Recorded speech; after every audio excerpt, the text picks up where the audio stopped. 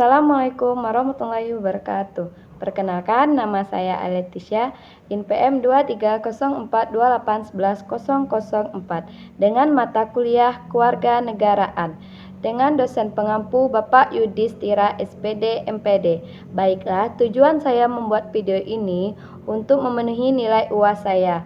Selamat menyaksikan. Materi pertama, nilai-nilai demokrasi dan macam-macam demokrasi. Nilai demokrasi merupakan sikap toleransi, menghormati perbedaan pendapat, memahami dan menyadari keanekaragaman di lingkungan sekolah, mampu mengendalikan diri sehingga tidak mengganggu orang lain, kebersamaan, percaya diri, tidak menggantungkan diri pada orang lain, dan mematuhi peraturan yang berlaku di sekolah. Dalam demokrasi, pendidikan terdapat prinsip-prinsip, diantaranya yaitu menjunjung tinggi harkat serta martabat manusia berdasarkan dengan nilai luhurnya, wajib menghormati dan melindungi hak asasi manusia yang bermartabat dan berbudi pekerti luhur, serta mengusahakan suatu pemenuhan hak setiap individu. Jenis demokrasi atau macam-macam demokrasi berdasarkan prioritas demokrasi. Yang pertama yaitu demokrasi konstitusional, adalah demokrasi berlandaskan pada kebebasan atau individualisme. Yang kedua yaitu demokrasi rakyat. Demokrasi rakyat atau demokrasi proletar merupakan salah satu jenis demokrasi yang berhaluan Marxisme atau komunisme. Yang terakhir yaitu demokrasi Pancasila. Demokrasi Pancasila adalah konsep demokrasi yang berlandaskan nilai-nilai Pancasila sebagai dasar negara Indonesia. Oke, sekian materi pertama. Saya lanjutkan materi yang kedua. Materi 2, konsep dasar ketatanegaraan secara konstitusional. Hasil amandemen 1945, hubungan antar lembaga-lembaga. Pemerintahan konstitusional ditentukan oleh keberadaan konstitusional yang dapat berupa instrumen hukum atau sekadar seperangkat norma atau prinsip tetap yang diterima secara umum sebagai hukum dasar suatu negara yang secara efektif mengontrol pelaksanaan kekuasaan politik. Undang-Undang 1945 tidak dapat mengatur secara eksplisit sistem pemerintahan yang dianut, namun dari norma-norma konstitusi serta didasarkan pada doktrin atau konsep-konsep diketahui bahwa sistem pemerintahan Indonesia adalah sistem pemerintahan presidensil. Dengan demikian dapat disimpulkan bahwa fungsi konstitusi adalah untuk menentukan dan membatasi kekuasaan negara. Kekuasaan tersebut harus memiliki batasan yang tegas agar penguasa tidak memanipulasi konstitusi untuk kepentingan kekuasaannya. Dampak amandemen 1945 dalam ketatanegaraan yaitu akibat perubahan Undang-Undang 1945, maka lembaga-lembaga negara yang ada di Indonesia semuanya berubah. Dari yang semula lembaga tertinggi di tangan MPR, setelah perubahan Undang-Undang 1945, lembaga tertinggi di Indonesia sudah tidak ada. Setelah amandemen Undang-Undang 1945 terjadi pergeseran kekuasaan presiden dalam membentuk undang-undang.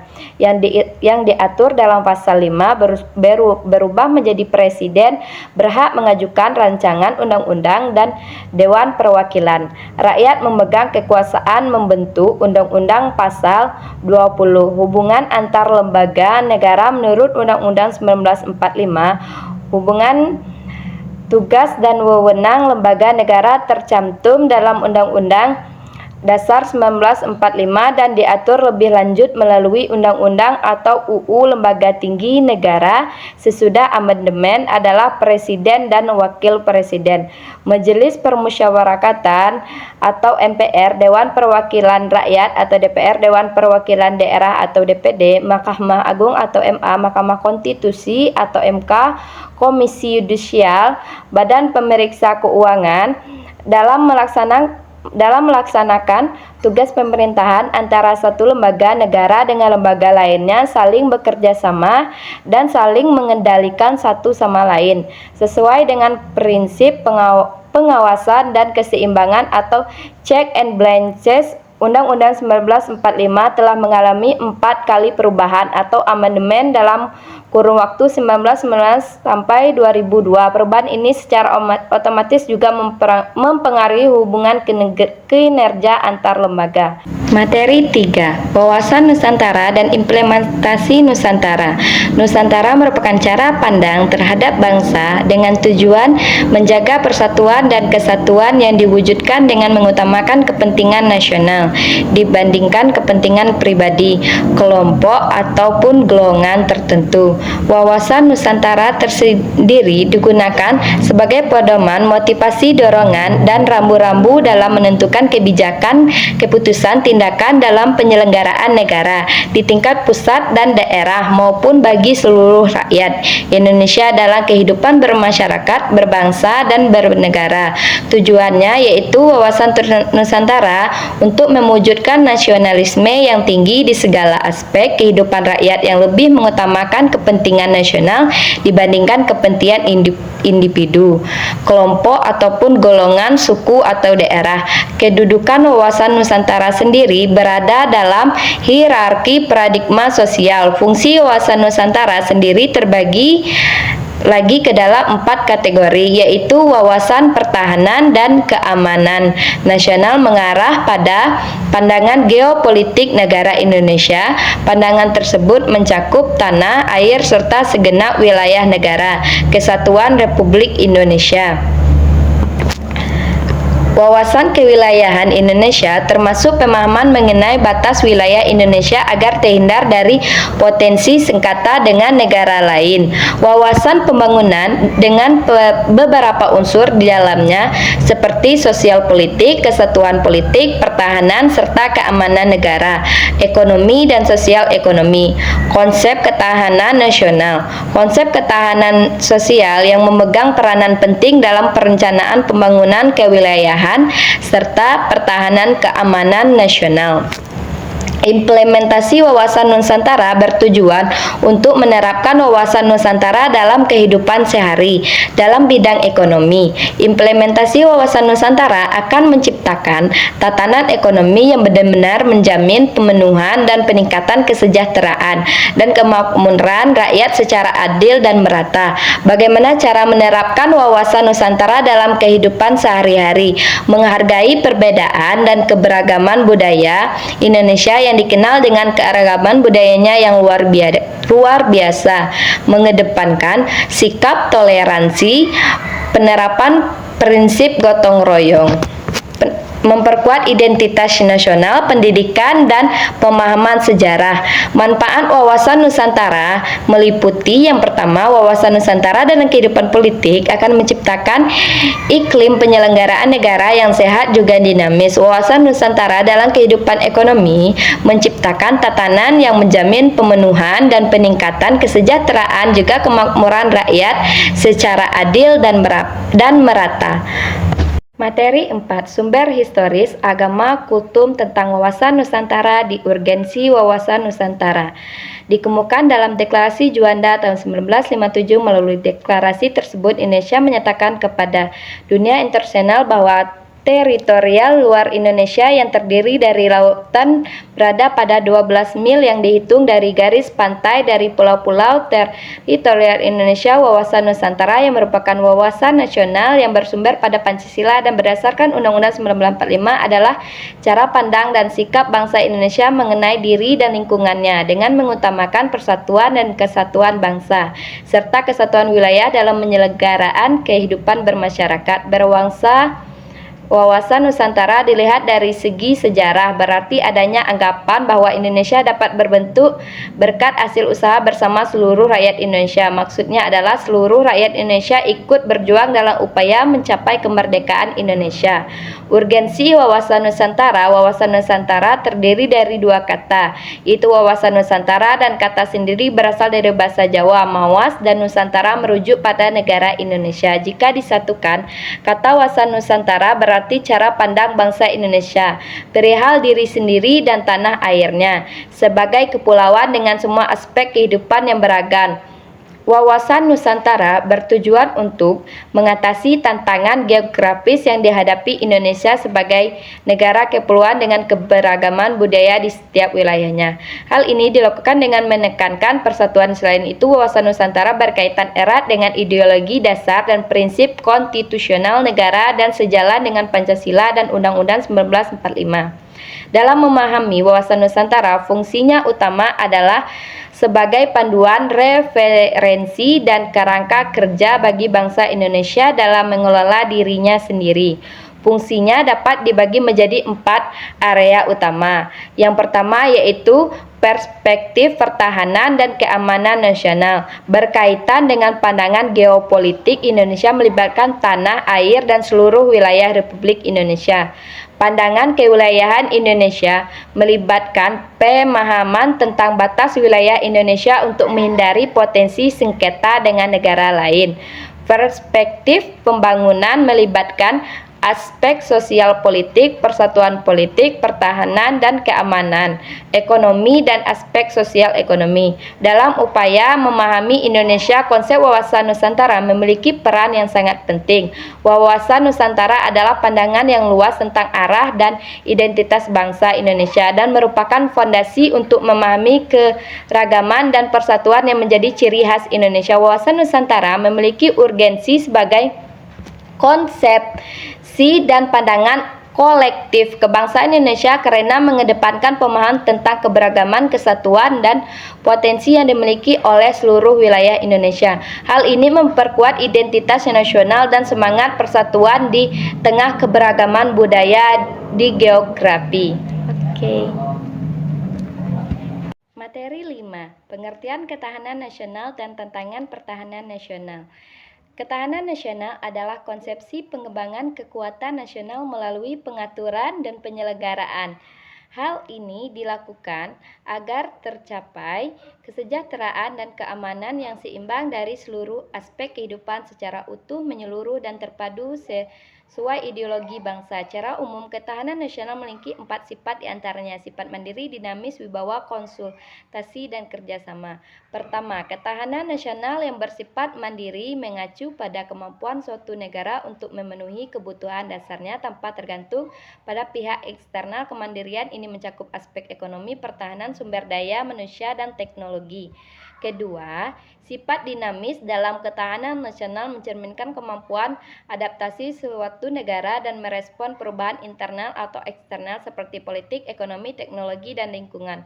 Oleh karena itu, sistem ketahanan nasional perlu bersifat fleksibel dan mampu mengubah strategi serta kebijakan sesuai dengan tuntutan waktu. Ketiga, sifat wibawa dalam konteks ketahanan nasional merujuk pada kepercayaan baik dari masyarakat dalam negeri maupun komunitas internasional terhadap kapasitas dan integrasi suatu negara. Suatu negara yang memiliki wibawa yang tinggi akan lebih dihormati dan diakui dalam komunitas internasional. Terutama konsultasi dan kerjasama ada sifat penting yang membangun ketahanan nasional yang efektif. Konsultasi melibatkan proses berdiskusi dan mendengarkan berbagai pihak, termasuk pemerintahan, masyarakat, dan sektor swasta, sementara kerjasama mencakup kolaborasi dengan mitra internasional untuk mengatasi masalah bersama. Pada intinya, ketahanan nasional merupakan kemampuan dan ketangguhan suatu bangsa untuk dapat menjamin kelangsungan hidup serta kejayaan suatu bangsa dan negara. Fungsi ketahanan nasional menurut Lemhanas dalam buku Pendidikan dalam Kacamata Ketahanan Nasional oleh Nugroho, ketahanan nasional memiliki 3 fungsi utama, yaitu fungsi daya tangkal. Fungsi ini merujuk pada keutuhan identitas dan ekstensi negara yang harus dilindungi oleh keamanan nasional sehingga mampu mencegah segala ancaman, gangguan, dan tantangan dan hambatan. Fungsi pengarahan.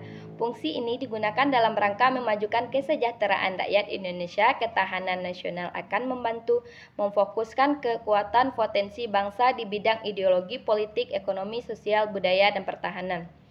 Fungsi penyatuan pola pikir. Fungsi penyatuan pola pikir adalah tindakan keterpaduan pemikiran, perilaku, dan cara lintas sektoral dan lintas disiplin dalam satu lingkup kenegaraan. Tantangan pertahanan nasional, ancaman bahaya alam kategori ini termasuk pemanasan globalisasi, banjir, tsunami, dan lain-lain. Ancaman penyakit, ancaman kemiskinan dan pengangguran, ancaman narkotika dan zat adiktif, ancaman sosiolitik, ancaman faktor militer, atau ancaman terbesar terhadap Indonesia pada saat ini. Oke, materi terakhir, materi 6.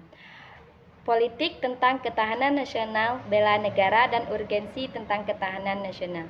Sumber sejarah. Secara historis, perjuangan menegakkan hak asasi manusia yang terjadi di benua barat Eropa adalah John Locke, seorang filsuf Inggris pada abad ke-17 yang pertama kali merumuskan adanya hak alamiah natural rights yang melekat pada diri manusia, yaitu hak atas hidup, hak kebebasan, dan hak milik. Perkembangan selanjutnya ditandai adanya 3 peristiwa penting di dunia barat, yaitu Magna Carta, Revolusi Amar, dan Revolusi Prancis. Sumber sosiologis.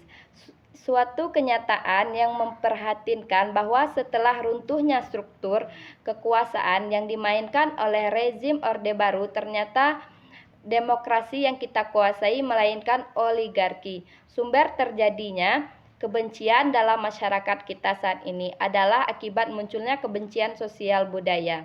Sumber politik. Sumber politik yang mendasari dinamika kewajiban dan hak bernegara dan warga negara Indonesia adalah proses dan perubahan Undang-Undang Negara Republik Indonesia 95 yang terjadi pada era reformasi. Secara sosiologis, Indonesia dilakukan pada tataran sosial kultural oleh para pemimpin di masyarakat yang mengajak untuk mencintai tanah air dan bangsa Indonesia. Secara politis, PKN Indonesia lahir karena konstitusional atau Undang-Undang 95 dan sejumlah kebijakan pemerintahan yang berkuasa sesuai dengan masanya. Ketahanan pada aspek politik diartikan sebagai kondisi dinamis kehidupan politik bangsa Indonesia yang berisi keuletan dan ketangguhan kekuatan nasional dalam menghadapi serta mengatasi segala tantangan, ancaman, hambatan, dan gangguan yang datang dari luar maupun dari dalam, secara langsung maupun tidak langsung. Untuk bela negara dalam bidang politik dapat diwujudkan dengan aktifnya warga negara berpartisipasi dalam politik, berpartisipasi politik, unsur yang penting dalam demokrasi termasuk demokrasi Pancasila.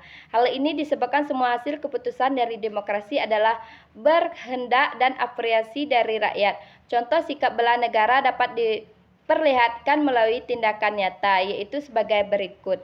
Yang pertama, menjunjung tinggi simbol negara. Yang kedua, berpartisipasi dalam pemilu, memenuhi peraturan, peduli terhadap lingkungan, bekerja keras dan disiplin. Ketahanan nasional kita terbukti mampu menangkal berbagai bentuk ancaman sehingga tidak berujung pada kehancuran bangsa atau berakhirnya NKRI. Setidaknya ini terbukti pada saat bangsa Indonesia menghadapi ancaman komunisme tahun 1965 dan yang lebih aktual menghadapi krisis ekonomi dan politik pada tahun 1997 sampai 1998. Oke, sekian materi dari saya dan penjelasan materi dari 6 materi yang pernah saya pelajari. Saya mohon maaf dan saya tutup dengan wassalamualaikum warahmatullahi wabarakatuh.